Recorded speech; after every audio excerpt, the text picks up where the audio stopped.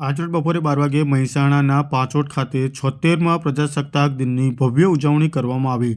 પાંચોટ ખાતે આવેલા સરદાર પટેલ રમતગમત સંકુલમાં 26મી જાન્યુઆરી નિમિત્તે 76મા પ્રજાસત્તાક દિનની ઉજવણીમાં કેબિનેટ મંત્રી બળવંતસિંહ રાજપૂતે પ્રેરક ઉપસ્થિતિ રહી હતી. બળવંતસિંહ રાજપૂતના હસ્તે આન બાન અને શાન સાથે તિરંગા લહેરાવીને ધ્વજવંદન કરવામાં આવ્યું હતું.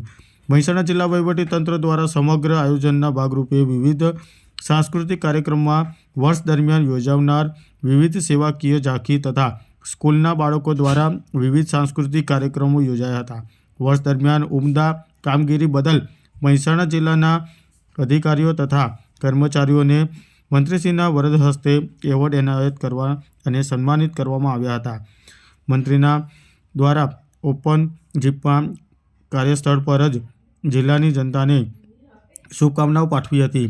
પોલીસ પ્રશાસન દ્વારા વિવિધ કર્તવ્યો રજૂ કરવામાં આવ્યા હતા. આ કાર્યક્રમમાં વિજેતાના સર્વાંગી વિકાસ માટે મંત્રીના હસ્તે જિલ્લાના સર્વાંગી વિકાસના માટે મંત્રીના હસ્તે જિલ્લા કલેક્ટરને 25 લાખનો ચેક અર્પણ કરવામાં આવ્યો હતો. આ પ્રસંગે સાંસદ હરિભાઈ પટેલ, મહેસાણાના ધારાસભ્ય, બેચરાજીના ધારાસભ્ય, અગ્રણીઓ સર્વે ગિરીશભાઈ રાજગોર, બગાજી ઠાકોર, જિલ્લા વિકાસ અધિકારી ડૉક્ટર હસરત જૈસ્મીન, નિવાસી અધિક કલેક્ટર જે.કે. જગોડા અને જિલ્લાના પદાધિકારીઓ, અધિકારીઓ તેમજ શાળાના વિદ્યાર્થીઓ સહિત નાગરિકો ઉપસ્થિત રહ્યા હતા.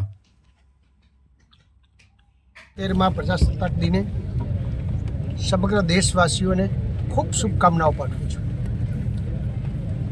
આ દેશમાં જેમને આઝાદી અપાવવામાં, આઝાદીમાં અનેક લોકો જેલમાં ગયા, કંઈક આપણા સ્વતંત્ર સેનાનીઓ વીરગતિએ પ્રાપ્ત થયા અને અનેક લોકો આખી જિંદગી જેમાં આપી છે, સૌને હું નમન કરું છું. જે લોકોએ આ દેશ 75-76 વર્ષ સુધી ચલાવ્યો છે એ બધાએ આ દેશમાં જે ચલાવવાની ખરેખર અને આ દેશ આટલા સુધી લાવ્યા છે એ બધાને હું વંદન કરું છું.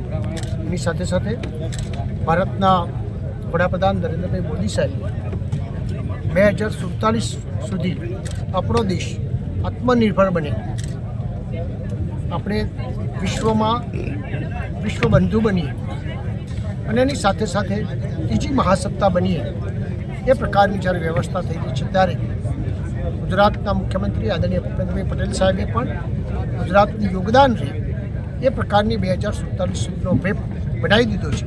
ત્યારે આજના આ પ્રજાસત્તાક દિને સૌને હું અપીલ કરું છું કે આટલું અદ્ભુત જ્યારે પ્રધાનમંત્રી નરેન્દ્રભાઈ મોદી સાહેબ અને મુખ્યમંત્રી શ્રી કરી રહ્યા છે ત્યારે આપણે પણ કોઈને કોઈ રીતે આપણું યોગદાન આપીએ એવી આપ સૌને હું અપીલ કરું છું.